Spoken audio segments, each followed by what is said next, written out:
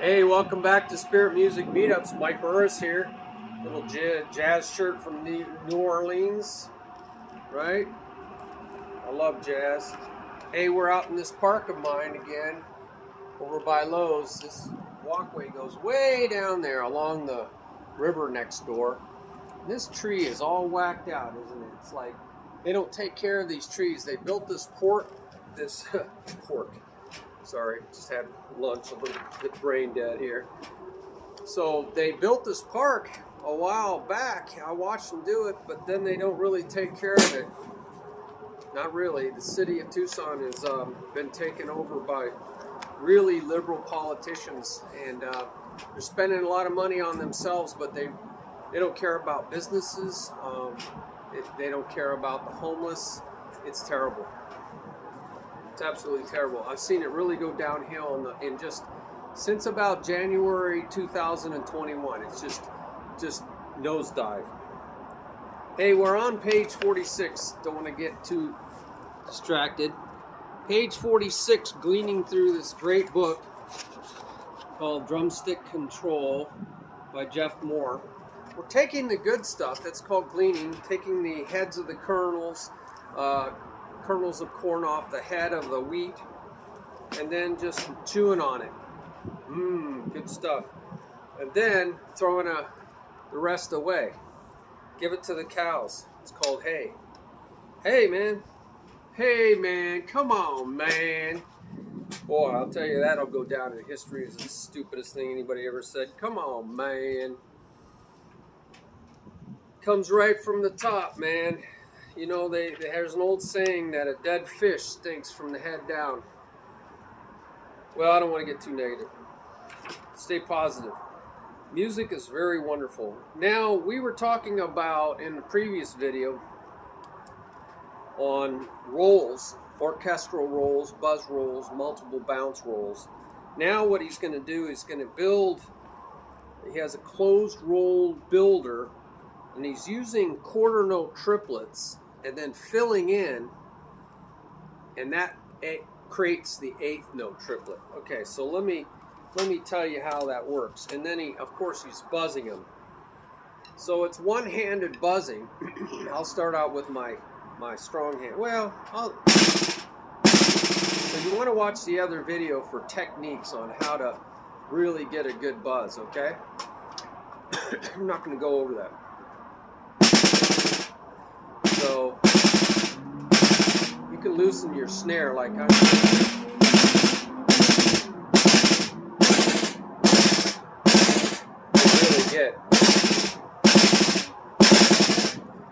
So what happens is I'm going to use single strokes. 1D. I'm going to count in 8-note triplets. 1D, da, 2D, da, 3D, da, 4D, da. And that created quarter note triplets. So you got to count in 8-note triplets. And we know there's 2 8 notes for every quarter note, right? In the real world of 8 notes and quarter notes, there's 2 8 notes for every quarter note. Same thing in the triplet world. 1D, da, 2, D, da. 3D, da, 4, D, da. See how that works? And now you just create a quarter note triplet. So what they're doing is they're just filling in with the other hand. So it's like 1D, da, 2, D, da, 3D, da, 4, D, da, 1D, da. See how I filled in at the very end. Now, he is working from the very end closer and closer and closer to the lead stroke. I think that's kind of a strange way of doing it, because usually you think of rolling to a single stroke.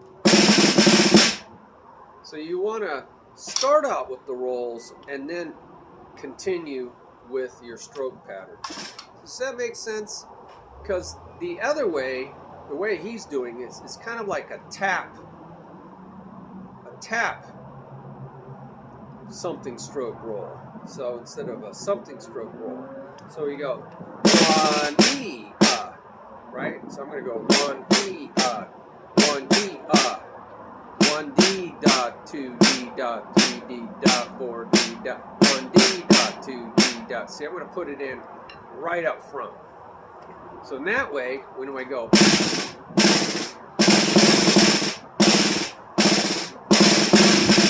so does that make sense? Start out with the roll. I think that's the way to go. 1 D dot, 2 D dot, 3 D dot, 4 D dot, 1 D dot, 2 D. See, now you can just think, how many of these do I have to fill in? 1 fill-in, 2 fill-ins, 3 fill-ins. Just keep going until you finally end up filling in the whole roll. 1 D dot, 1 D dot, 2 D dot, 3 D dot, 4 D. 1 D dot, 2 D dot, 3 D dot, 4 D dot, 1 D dot, 2 D dot, 3 D dot, 4 D dot, 1 D dot, 2 D dot, 3 dot, 4 D dot.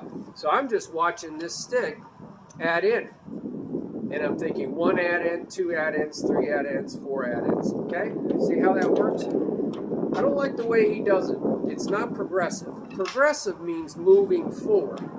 So we add in 1, and then we add in 2, and then we add in 3. All right? And we progressively move forward. I think that's the best way to think of it. The way he's doing it is he's putting it at the end and going backwards, filling in closer and closer to the beginning. So I call that regressive because you're going backwards. Does that make sense? And that's sort of like what our government's doing. It's not progressive. Progressive is doing the right thing and moving forward. They're actually taking ideas from the past that have failed. You know, if you're old enough, you know, you've seen these ideas come up before. They failed in the past, they're going to fail this time.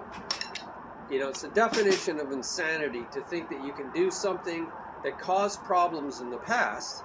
We had a lot of problems under Jimmy Carter. I was there. It was horrible. And we suffered horribly. 22% inflation, gas lines like you wouldn't believe. Is it interesting? All the same things are happening. All the same things are happening. Because it's the definition of insanity to think you can do the same things and somehow expect different results. The same things that caused problems in the past are going to cause problems in the future. Just, it's insanity. All right, so that's how he's doing it with quarter note triplets turning into 8-note triplets. So let's see what else he does. So very interestingly, he does do progressive rolls when he gets over to 8-note triplets going into 16-note triplets. So he finally gets over there, but he doesn't call them triplets. He just calls them 8 notes in 6/8 time because you count 1, 2, 1, 2, 3, 4, 5, 6. That's how you count it. And then when you add the 16, 1 and 2 and 3 and 4 and 5 and 6 and now that creates 16 notes in 6/8 time. But you can do the same thing with 8-note triplets and converting them when you do the fill-in into 16-note triplet. 1 D dot, see, 1 D dot, right? And then you're going to fill in it 1 D and dot, 1 D D and dot. That's what happens when you go from 8-note triplets. 1 D dot, 1 D dot goes into 1 D D and dot. Because halfway through 16-note triplet, there's an and, right? 1 and you're breaking each of those 8 notes into 3/16. That's why they call them 16-note triplets. All together, there's 6 of them. They call that a sextuplet. Sorry for the wind. Just never know when it's going to kick up. 1 D dot, 1 D dot, 1 D dot. So you're going to go 1 and 1 and 1. It's kind of hard to. I just count the left hand and don't even count the right hand. 1 D dot, 1 D dot, 1 D, 1 D, 1 D dot, 1 dot, 1 dot, 1 dot, 1 dot, 1 dot. That's one fill-in. Now add another fill-in.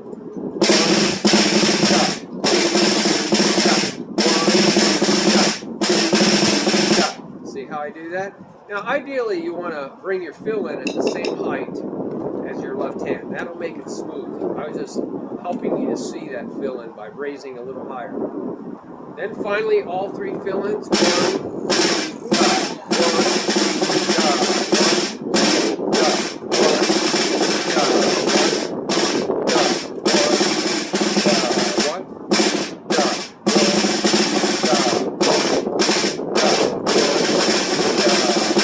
See how that works? Now, of course, he's going out for a full measure. So he's progressively adding more and more right-hand fill-ins until they get to the end of the measure. 1 D dot, 2 D dot, 1 D dot, 2 D dot, all the way out to 4 D dot. Does that make sense? Yeah. So sometimes just counting the lead hand and just letting the right hand fill in. Now that works really well, for instance, when you're counting from 16th note triplets, 1, D, D, and da, and you go into 32nd notes, which he doesn't do here. I don't see any of this. So that helps you, so we got some wind here. So that helps you go, because you can't really count 32nd notes very well. Same thing with just regular 16th. 1, D, and up. 1, and up. 1, and up. See, I'm just counting 1 E and up, and just add the fill-ins to create the 32nd notes. 1, D, and up.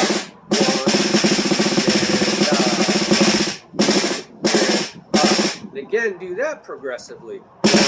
So you're going to go 1 and up, 3 and up, 3 and up.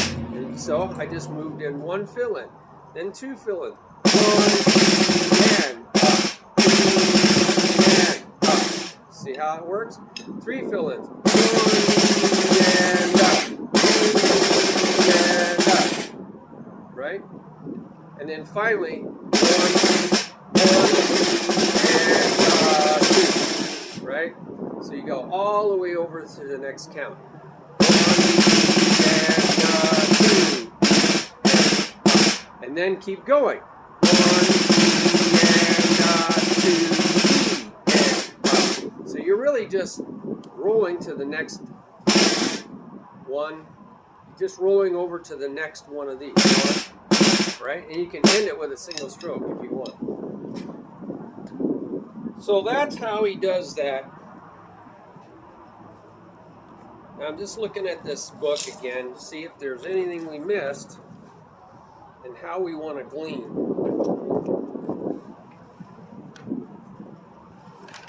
So maybe we should do page 47 on another video, because he's going to talk about some pretty technical stuff here.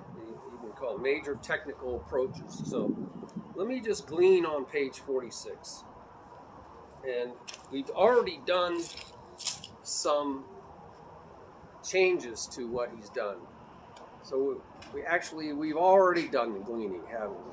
What we need to do is go further than what he's done. So I would say make sure you can go from singles into the buzzes. So we got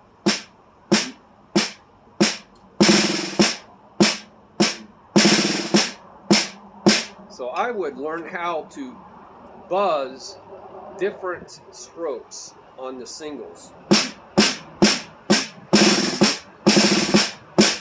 So I'm going to go 1 and then 2 and then 3 and then 4, just my left. 1, so I'm going to get this going.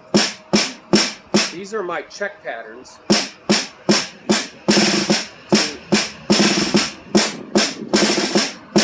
and then 2.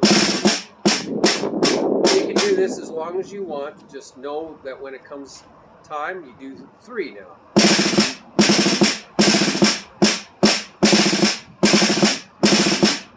Try to get the same number of bounces, the same pressure. It's all about the same pressure and the same height. Try to be the same height.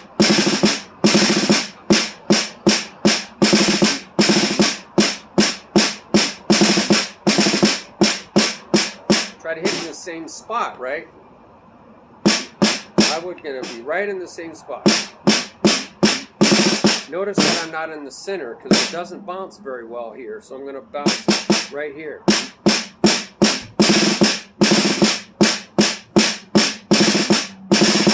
And I'm putting my fingers on it, picking my pin,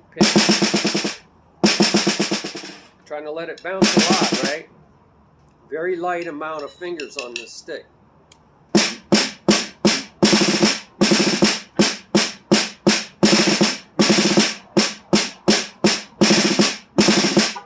And then go out to 3. 2, 3. 1, 2, 3.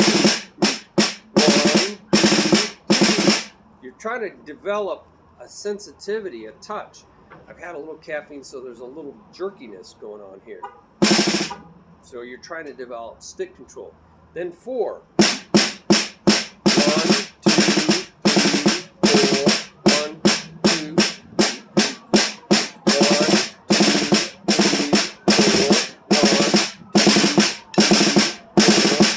I'm trying to do it soft. That makes it even harder for me.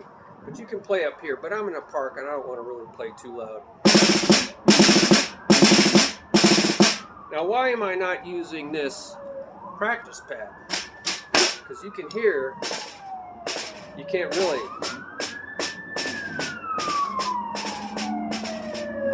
You're not going to really hear the number of bounces to see if you're accurate, okay? So, okay, make sure you lead with both hands. So I'm increasing the number of lead strokes.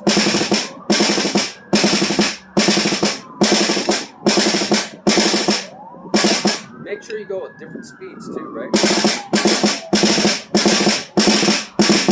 Because this is going to be more difficult, and it's going to be shorter number of bounces when you go faster, right? So where it's going to sound really choppy, that's okay. So I think that's a good revelation that just came to me. So also you want to maybe walk so you know where that lead stroke is, and then learn how to play on the offbeat. So you're like, you could even go cross body, so this goes down, and then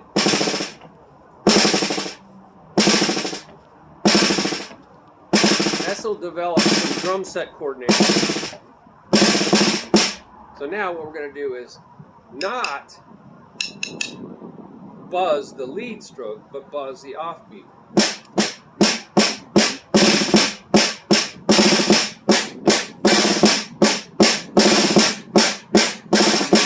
My fingers are coming off. Watch the first video and then back on.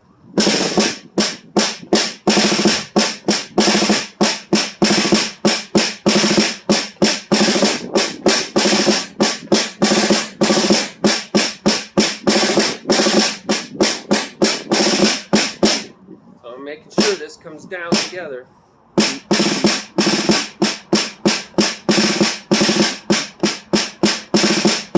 3. 1, 2, 3.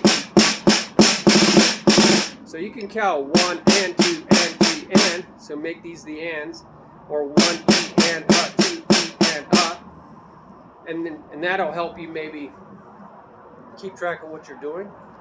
Does that make sense? Go out to 4. 1, 2.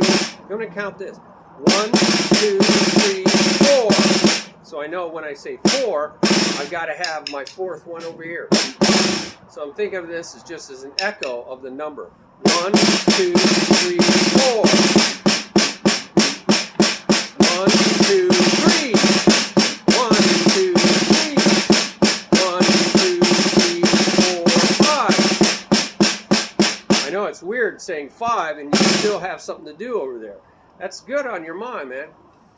So you're still keeping track of the lead hand. So that's what I would do. And then see how we progressively went out further and further on one hand or the other. And then what I would do is work on both of them. That's 2, and then go 3, and then 4, and then 5, and just keep your single strokes. So now we're growing the number of strokes, alternating, not just one hand or the other.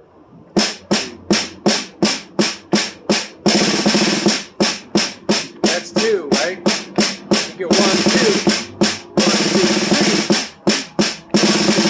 4. So again, I'm marching here, but now I'm just coming up with a counting. Don't worry about exact counting of notes. At this point, you're just trying to do this as a drill. 1, 2, 3, 4. 1, 2. So I'm counting this. 1, 2. But now I'm going to go 1, 2, 3, 4 because I want to do them right after each other. 1, 2, 3, 4. 1, 2, 3, 4. 1, 2, 3, 4. 1, 2, 3, 4. 1, 2, 3, 4. 1, 2, 3, 4, 5. 1, 2, 3, 4, 5, 6. 1, 2, 3, 4, 5, 6. So I'm trying to keep everything loose. Watch the first video on that.